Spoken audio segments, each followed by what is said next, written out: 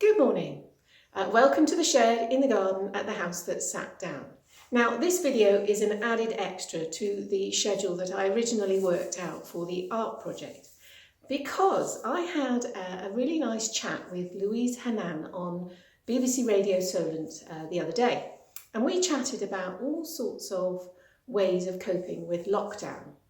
And as a lot of that chimes with what I'm trying to do with this art project, I thought it would be quite nice to pop it on here as part of the video sequencing. But as it's an audio file, so there's no visual element to it, I'm going to run it alongside a sequence of the paintings that I did when I was recovering from post-traumatic stress after the house fell down. I don't think it'll be too difficult for you to spot which paintings I did when I was feeling depressed and which paintings I did when I was feeling a lot better. So that's what this video is all about. I hope you enjoy it, and I'll be back with more painting demonstrations next time. BBC Radio Solent. 20 minutes to 8 o'clock, you're listening to Lou Hannan. Now, Alice May from Hampshire knows very well what it's like to live toe-to-toe with her family in a confined space. Now, it was back in July 2014 when Alice watched as two huge cracks rendered her 18th century thatched cottage in the New Forest too dangerous to live in. So circumstances then meant that Alice and her family of five were homeless, so they spent many months living in a tent in the back garden, and Alice is on the line to chat to me now. Good morning.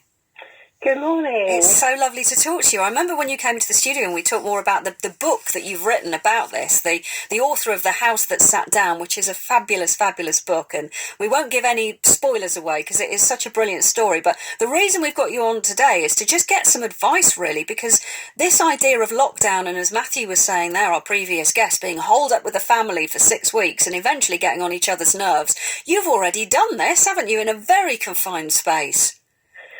We have, yes, we have. It was a somewhat interesting period of time, and we certainly learned a lot about each other and ourselves. And in terms of where we are now then, is this I was going to say history repeating itself. It's not. It's a very different situation. But again, all being in the same space, there are some similarities.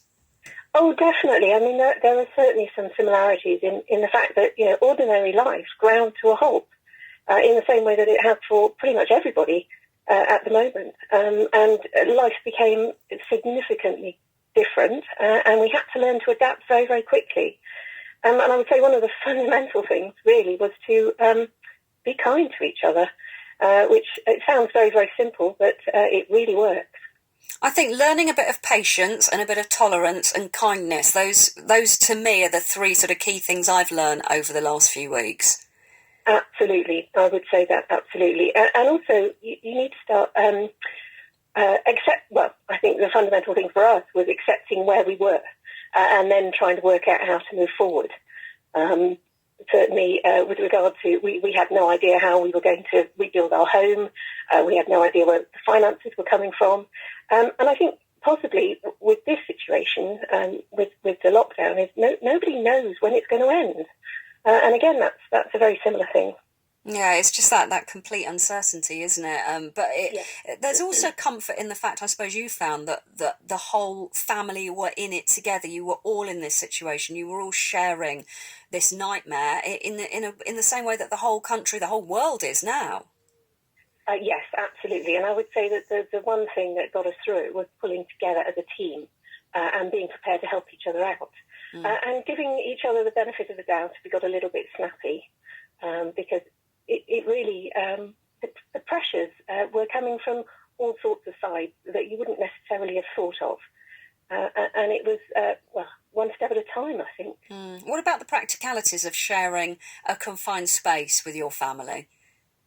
Well, considering there's six of us, it was a question of being incredibly organised, being prepared to share elbow room without squabbling, and an awful lot of sugar. Sugar and chocolate got you through. Yes, absolutely. Strong coffee. I think the sales of caffeine, sugar and alcohol are going to be through the roof by the end of this. They really are. How is life for you now then, Alice? What's life been like over the last few weeks? Obviously, like everybody else, my ordinary existence has been curtailed massively. It's been, I've been very grateful for the sunshine. We are lucky we do have the garden, so we have been able to get out. I've actually done a lot more painting than I would normally do. I don't know if you're aware that obviously one of the storylines in the book is the use of art to deal with the post-traumatic stress after the incident with the house falling down. And so I've actually had a lot of time to do some painting, which has been great fun. And I've actually started some free online art tutorials if anybody's interested. Oh, okay. Look me up on YouTube, Alice May Artist.